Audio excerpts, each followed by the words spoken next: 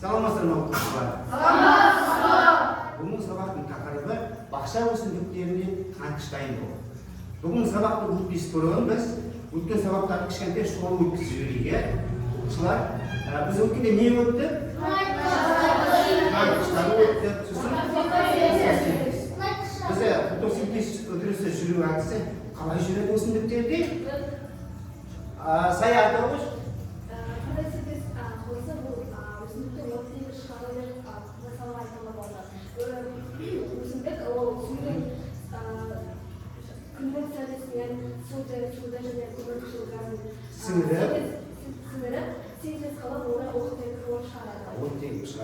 Енді түсініңіздер ме балалар?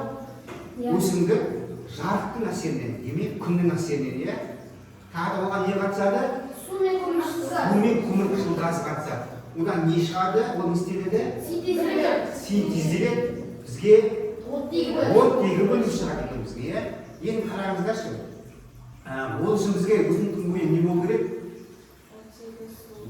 Оттегі болу керек. Тыңайтқыштар болу, тыңайтқыш минерал заттарға өсімдік бай болу керек екен. Түсінікті ме? Біз сол жолын біз қарастырамыз.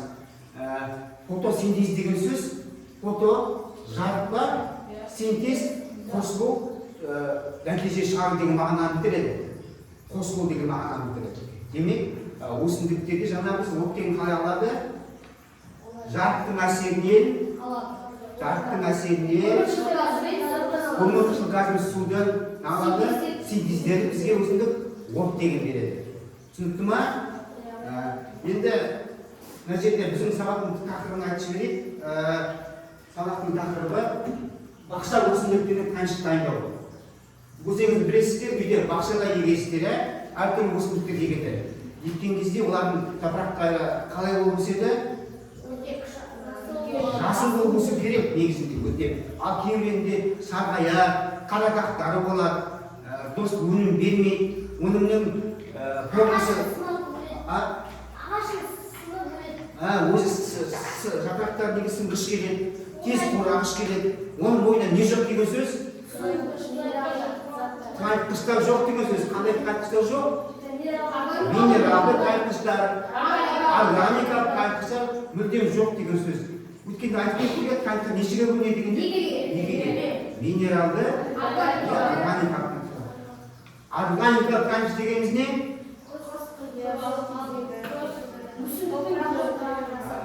Бүйтіп түсіндіріп, органикалық тыңайтқыш дегеніміз адамның қолмен қатысуымен еңбегімен болады.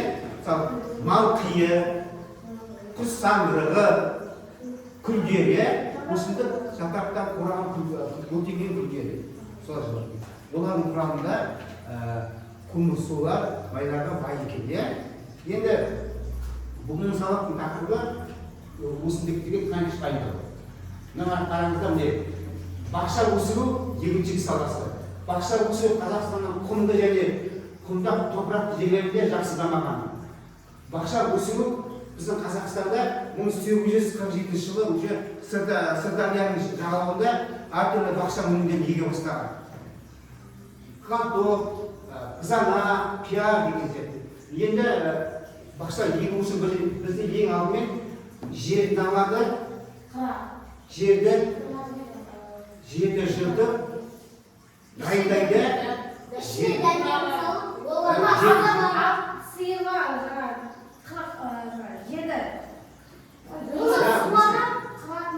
Әлі естек бірінші бақша еккенде. Бірінші жерді тыңайтады. Әлі жер жыртама, тағында жерді тыңайтады. Міне соны бізге айтылады. Біздің Қазақстанда көбінесе қандай жер? Шөлейтті жерлер. Оларда тыңайтқыш бізге не керек? Тыңайтқыштар керек. Жаңағы минералды, органикалық тыңайтқыштар керек. Енді минералды тыңайтқыштар құрамында не болады? Азот, фосфор, калий өнімдері болады, витаминдері болады. Енді бау-бақша өсімдіктері адамның тамақ және шаруашылық қажеттілігіне арнап өсірілетін көкөніс, жеміс-жидек, бақша дақылдарының жиынтығы. Оларға қауын, қарбыз, қияр, сәбіз, көкөністер жатады екен. Енді жемшілік бүлдірген құтылмай алма үшін жатады екен. Сол түрлерін айтып жіберейік, біз қандай неге? Мына жерде көп тұрсыздар ма? Көрініп тұр ма? Мына жерде қандай жемістер бар? Алмұрт, шия, алмұрт, Асқабақ, тағы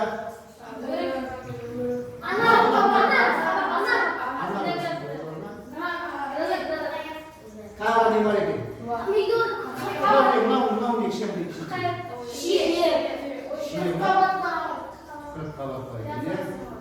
енді жаңа біз айтып кеттік, органикалық қантықшаның ішінде не бар екен? Органикалық қантықша не жазады? Айтып қой біз органикалық қантықшаның ішінде не керек? Мал тезегі, құс қаңғырығы, өсімдік гүлі, мінекей қазір сіздердің алдарыңызда өсімдік гүлдері екен, көрдіңіздер ме? Өсімдік гүлі өртенген. Бұның құрамында не жоқ? Көміртек, майлар жоқ. Олар өртенген кезде неғып кетті? Жойылып кетті. Бұның құрамында не бар қазір? Жаңымыз көзен шығып қоя қараңыздар. Мінекей, не бар? Фосфор, калий, осының құрамында бар екен. Бұл жерді не істейді? Жерді біз нағыламыз, тыңайтамыз. Осы күл арқылы тыңайтамыз. Жердің құрамын жақсартады. Осыны қазір мен сіздерге көздеріңізше суға салып, ерту әрекетін қойып. Жақсы ма? Жақсы. Күл алу несі оңай екен? Өртеп алу өсімдіктерді өте оңай акция. Қазір мен сіздерге көрсетіп жіберейін. Қалай құю керек екенін, одан қалай етінде аламыз. Бұдан біз су арқылы мінекей өртенген күлімізді аламыз. Бірінші суға саламыз мінекей. Суға саламыз, азына саламыз. Көрдіңіздер ме? Азына саламыз.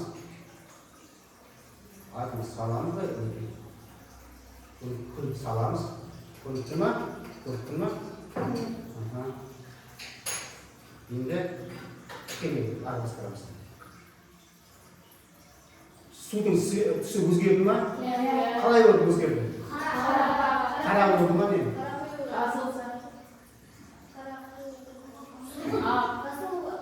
Жасыл болып кетті ма? Тұнбар түсіні барды бұл жерден, е? Енді жаңа құрамында біз не бар дедік? Күлдің құрамында не бар дедік? Азот, фосфор, калий. Бұл не үшін керек дегенде жаңа? Жерді бірінші ағады, жерді таңайтады. Неге? Сүзгіден сүземіз, ішінде сүзгісі бар. Көрдіңіздер ма? Судың құрамын алды. Өзгерді, міне. Мына сүзгіден сүзіп алу негізі кейбір кездерде мынандай өсімдіктерді өртеген кезде ішінде қалып қою мүмкін, иә? Әртүрлі фосфорлар қалып қою мүмкін. Содан сүзгіге салып алдық, тазартып алды. Түсінікті ме? Екінші бізде тағы да күлдің құрамында не бар екен көрдіңіздер ме? Не бар екен оқыңдаршы? Органикалық компостта араластырды. Жағдайларды бірге араластырды.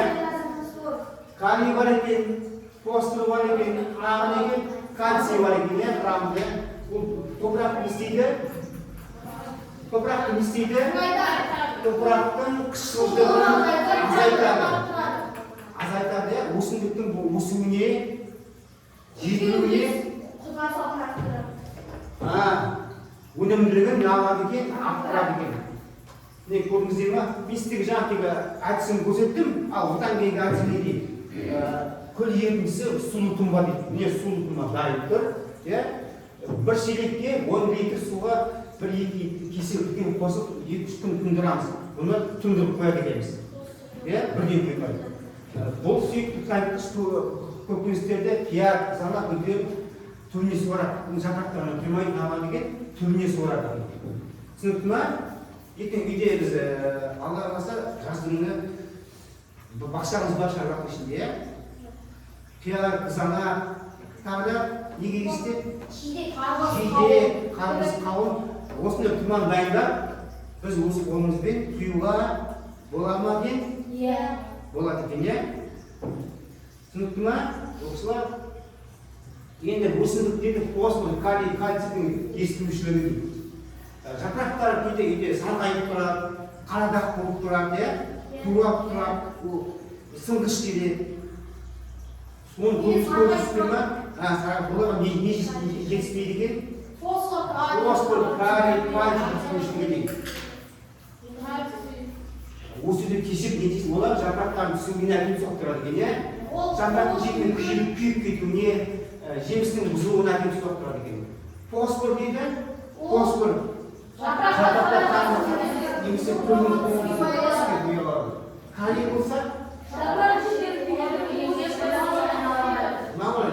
жапырақтың құрамында болмаса егер, жапырақтар қара жасыл түске, қоңыр түске боялады. Калий болмаса жапырақ шеттері күйгеннен қоңыр түске айналады. Ал кальций болмаса өсімдіктер бөліп жас жапырақтар не алады? Деформация алады. Түсінікті ма? Енді мына жерде сіздерге түсіндіріп жіберейін тағы да мінекей. Кальций жетіспеушілік жапырақтар қараңызшы. Қурап қойыз, ортасы сынып жатыр, ортасының бәрі не істеп жатыр?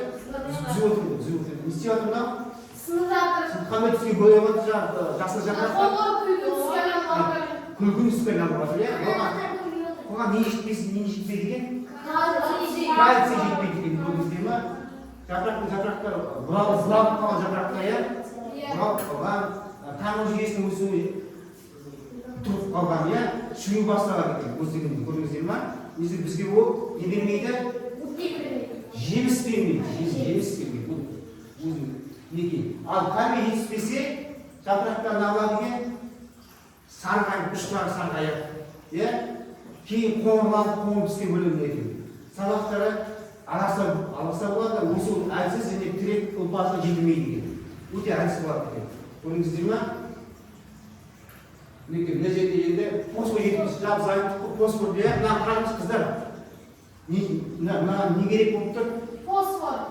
Фосфор керек болып тұр. Фосфор жетіспеушіліктің негізін белгілері. Өсімдіктің тоқтап қалуы, өсімдік сабағының жіңішке болып, аласа болып қалуы, және жаңа өркендерді аз түзеледі екен. Сонда әрбір элементтің несі бар екен? Өз орындары бар екен. Азот дейміз. Азотты білесіздер ма? 78%. Түссіз, иіссіз, дәрісіз, химиялық элемент. Азоттың танкішінің құрамында қою заттардың молына жетеді екен. Шымтесек, жаңа біз айтқанымыз минерал заттар осы азоттың бойында бар екен. Түсінікті ма? Ал адам ағзасында азот 3% құрайды екен. Адамда өте қасиет екен. Енді бұлардың бәрі нені құрайды? Жаңа фосфор, калий, азот нені құрайды? Білемін. Нені құрайды? Нәруыздарын құрайды. Сол өсімдіктерге бүткіл тірі ағзаға алады. Өсімдік, жануар, адамдарға өте қажет па, қажет емес па? Қажет. Енді біз қараңдар, нәруыз тіршілік жоқ, азотсыз нәруыз жоқ дейді. Көрдіңіздер ме? Бір-біріне қарамасыз. Не дейді? Нәруызсыз тіршілік жоқ, азотсыз нәруыз жоқ. Бұл не дегені? Бұл болмаса жоқ, тіршілік уже болмайды. Өнім келмейді, өспейді, дамымайды. Және ма? Азот болмаса нәруыз. Нәруыз дегеніміз не? Ал жүзім айтайық, нәруыз дегеніміз не? Нәруіз дегеніміз бүткіл айта қойды.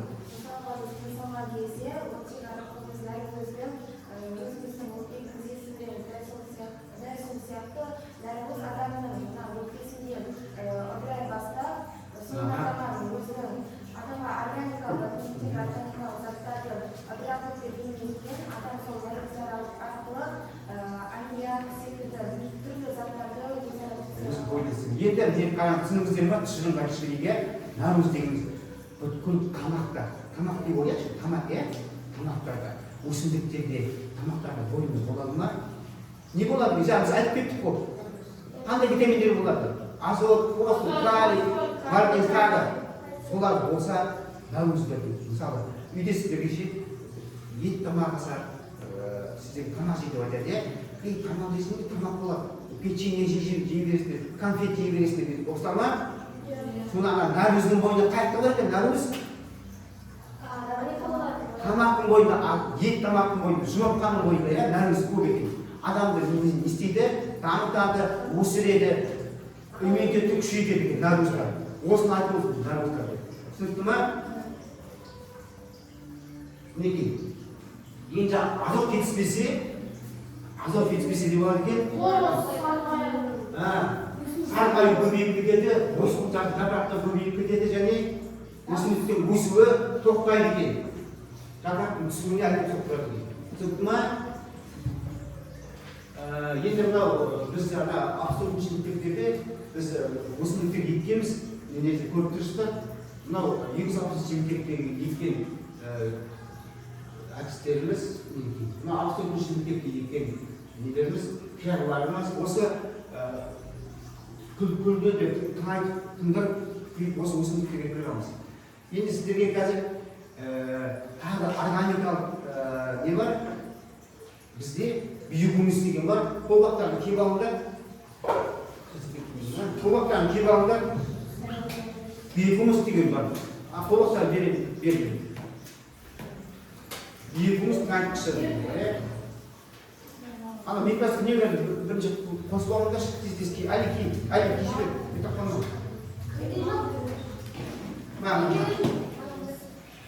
Енді мен сіздерге қазір микроскоппен осы биогумусты қараймыз.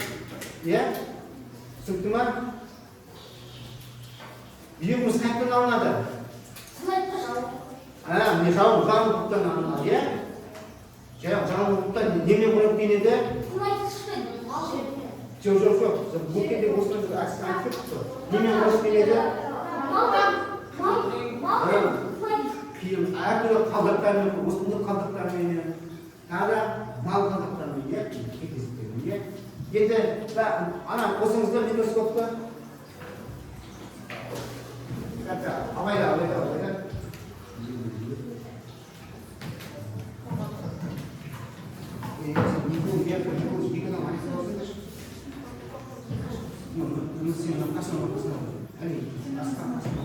Қосыңдар ма? Әлі, сен мына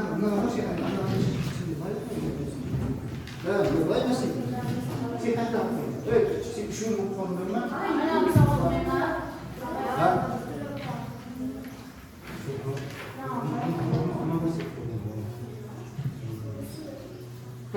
Сен яқты өсішке кел, аспан кешме. Қосыңдар ма?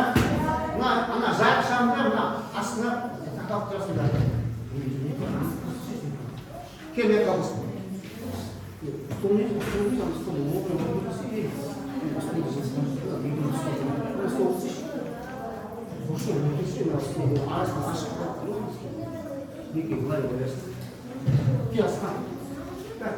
Қосыңдар ма? Жоқ, мына жарықтың тақап аласыңдар.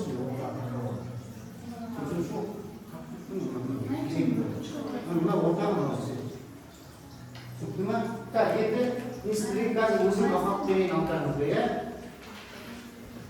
Aynı taktası adam şunu. Bu biyomusluk kuramında kristal zat payda olsun görüyoruz. Peki. Kristal zat olarak sonra görüyoruz.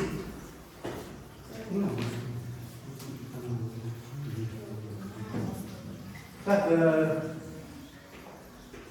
басқа не жасамаңыздар, естерге өзім берем. Ақ кристалды көру керек сізде. Осы биогумустың бойында. Ақ кристалды.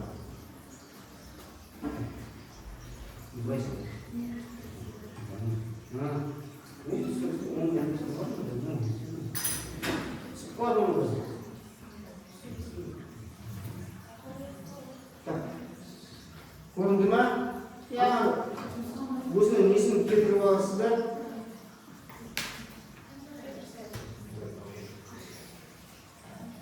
Кім көрді бірінші? Не көрінді? Не көрінді? Не көрінді?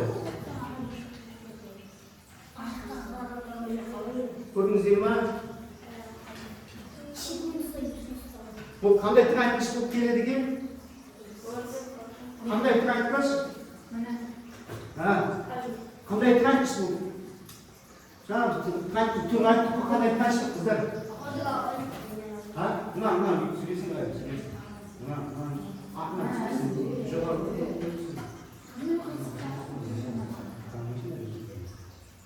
Yetti qarasın. Nima?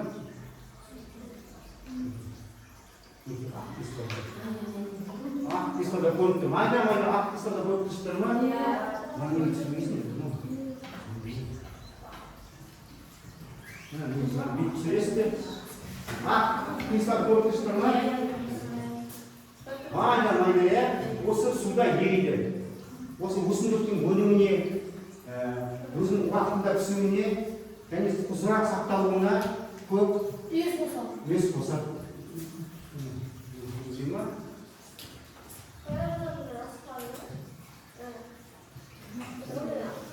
Ko'rdingmi sizlarda? Ko'rdingmi? Mayda aqlistlar ko'rdingmi? Meni mayda ko'rdingmi? Mayda o'slar suvda eriydi. Bu nega chiqib turib? Yo'q, biz buni qaytarmoqchimiz. Qanday qaytarmoqchimiz? Yo'q, bular javoblardan qabrlardan qutlar ko'ringizmi? Nima?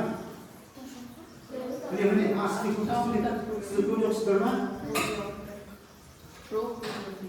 Ko'ryapsizlar? Javoblarni ko'ringizmi? Asli ko'rganingizni o'slar istaydi bizga biyog'imiz tirankishini beradi. O'smay qo'rqib ko'ringizmi? Bularning jamg'urtlardan anal atali bo'lmaydi. Bular birga ko'rgizishdi. Nashadik.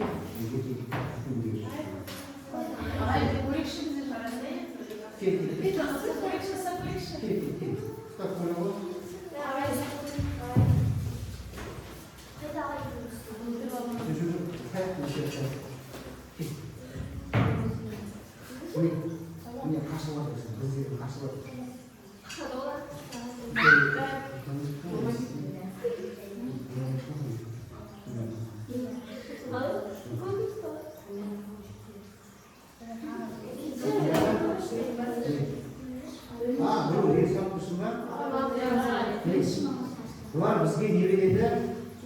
Daim tirankich biyog'imiz degan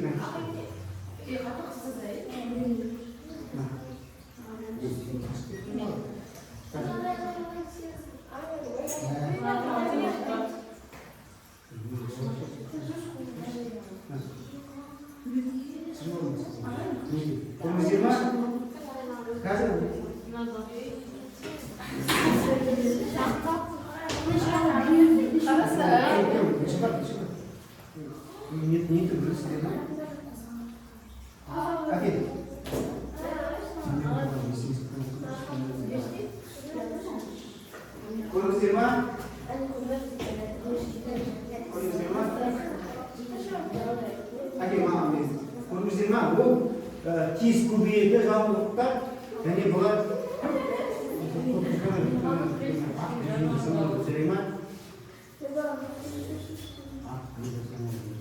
Qani?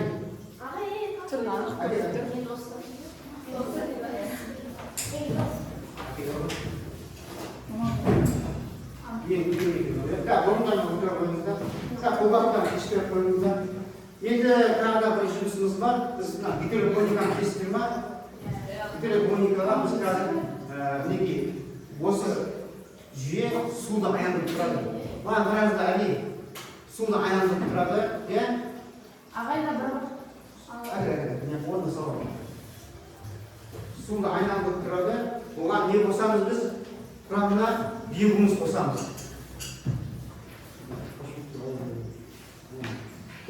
Endi biz hozir sizlarga ko'rayotganingizda o'sha yoshliqlarga qizimlar dam qilizaylik.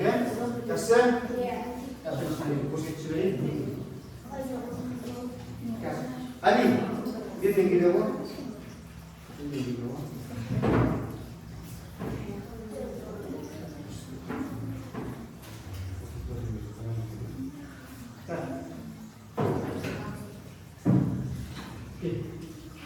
Gerçekten ben alanımızda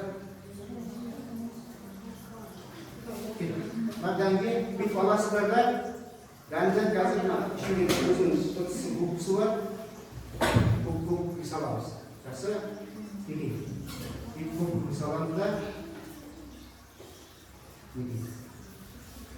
uzun yaşamanın falamızda ne yapacağız? Yine bir marka yapacağız. Ama üstü oradan hemen görüşürüz. Hareket. Onu sağ.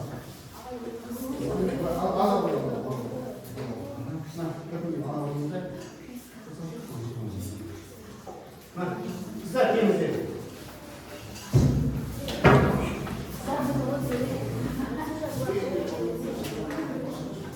Ularda Ayşe'nin gittiğinde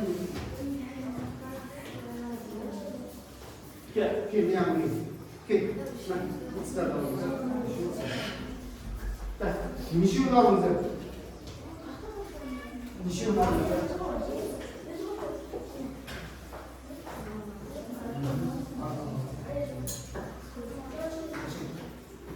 자, 니시오 버블. 아스파, berkunde. 아스파 전에 소다 보니 나오는.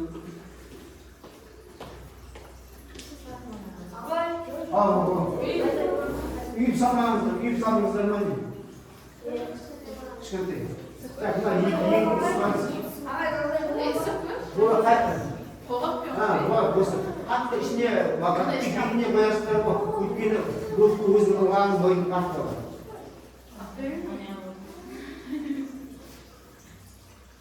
Yemin kısa kelime.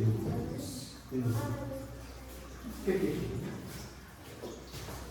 자, 그럼 나이 기들어 보니까 되면서 보는 거.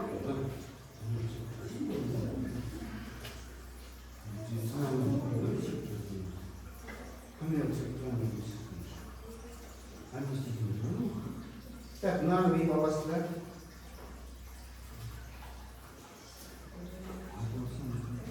얘기.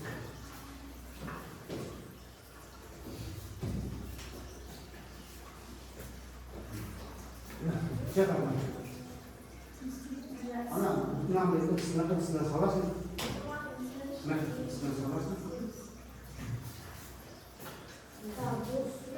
자, 미스тер이. 지금 네 문제는 하나, 내가 오늘 나왔을 때 이슈가 사라지지.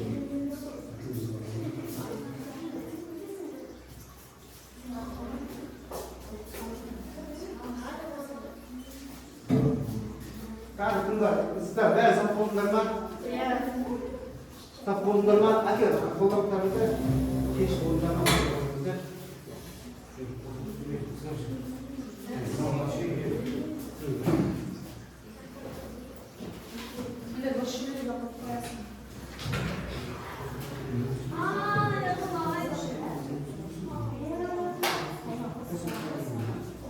자, 온장 어디라고 있는데?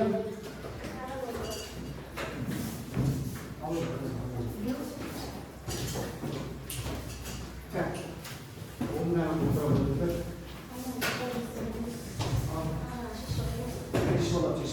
자, endi mikros uzunsi beringizga nima? 자, biz negotik aytdingizlar. Qanday kristal bo'libmiz? Ha? Bular ne isteydi? Suda yeriymi? Bular bunu istiyor. Bular o'simlikni qanday foydasi bor? O'simlikda qanday oladi? To'maydi. Qanaqa nisiya oladi? Ha? Ja, biz aytgan qanday nereda aytyapmiz?